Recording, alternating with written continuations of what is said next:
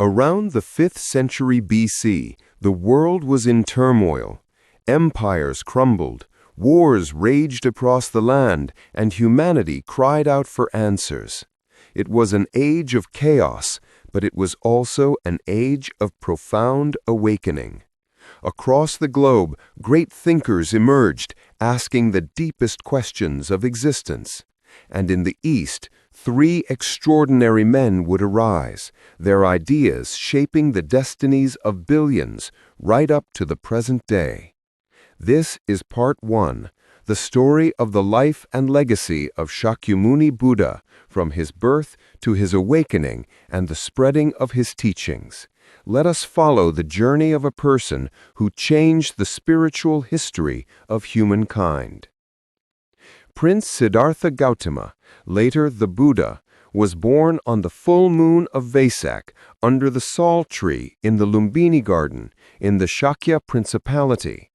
He was the son of King Suddhodana and Queen Maya. From his birth, many auspicious signs and exceptional features were noted, and the sage Asita prophesied that this child would become one of 2 great figures, either a Chakravartin, a universal king, or an enlightened one, a Buddha. Fearing his son would renounce royal life for asceticism, King Suddhodana raised the prince in luxury, building 3 palaces for the seasons and sheltering him from the world's suffering. Siddhartha received a broad education in both civilian and martial disciplines, married Princess Yasodhara at age 16, and later fathered a son named Rahula. Despite his luxurious life, Prince Siddhartha felt a deep emptiness and unease. He persuaded his charioteer Channa to take him outside the palace walls to see the world, and for the first time he witnessed 4 scenes: an old man, a sick person, a corpse being carried, and a wandering ascetic. The first 3 sights shocked him with the realities of impermanence and suffering. The 4th, the ascetic, planted in him the hope that there might be a way to end such suffering. Moved by these experiences, he made a decisive choice. One night, at age 29, after seeing his wife and child for the last time, he left everything, the throne, his family, and his comfortable life, to seek the way.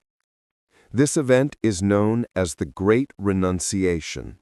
After leaving the palace, Siddhartha began a life of extreme ascetic practice. He sought out famous teachers such as Alara Kalama and Uddaka Ramaputta, swiftly attaining high meditative states, yet realizing they did not lead to final liberation.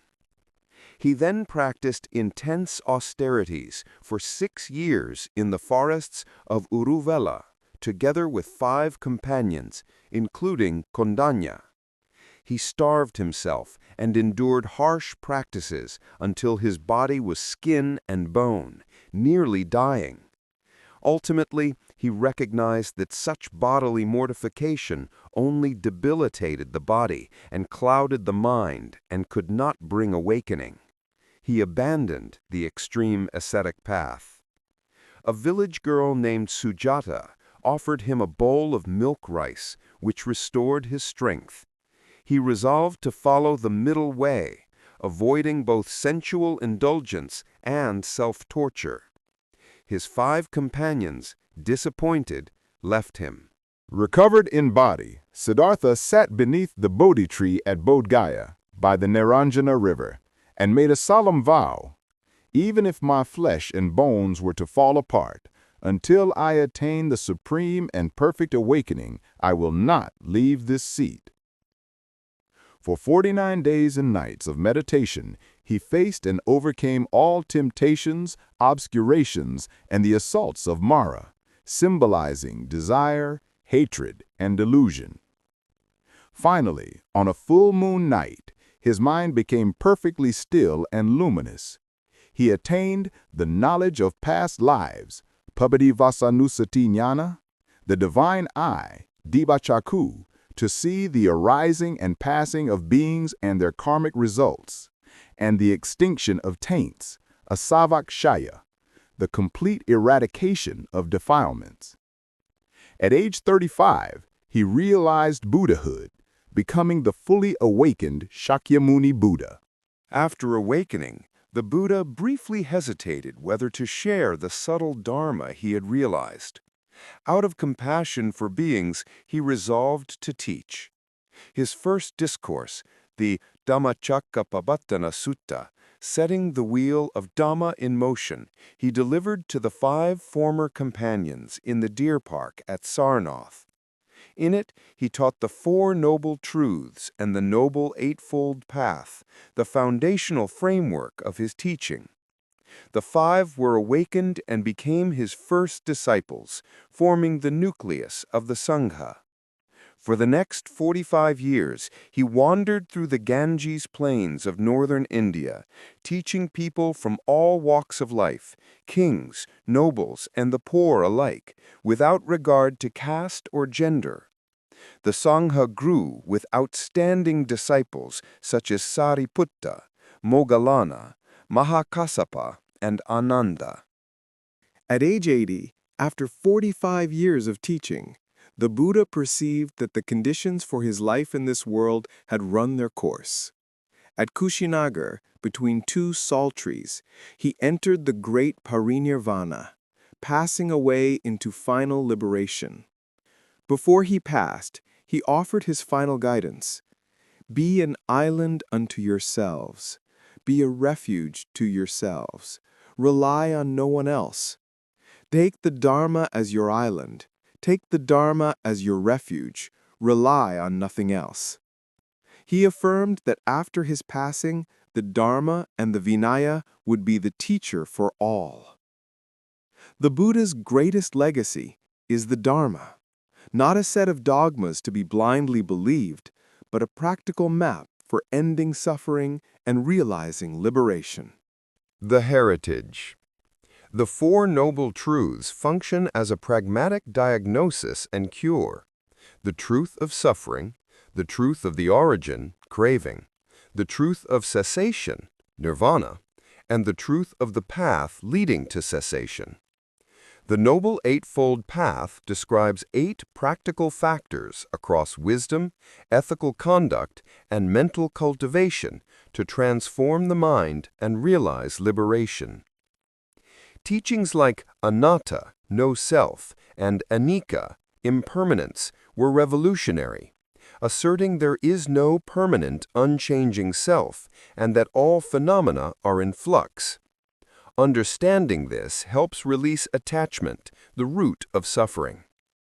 Dependent origination, pratitya samutpada, explains how phenomena arise through conditions and is the foundation for systemic thinking and compassionate practice in Buddhism.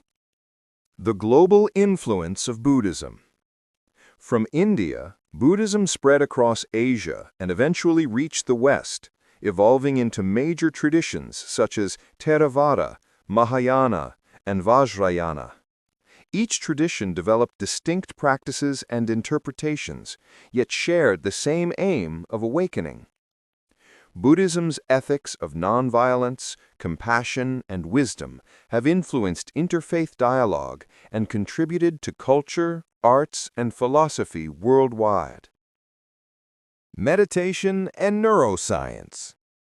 In the 20th and 21st centuries, Buddhist practices, especially mindfulness meditation, have been studied scientifically.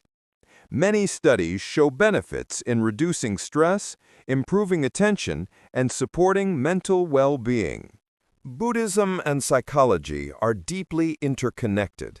Buddhist perspectives on mind, suffering, and methods of transformation are viewed as a sophisticated psychology, with many parallels to modern therapeutic approaches.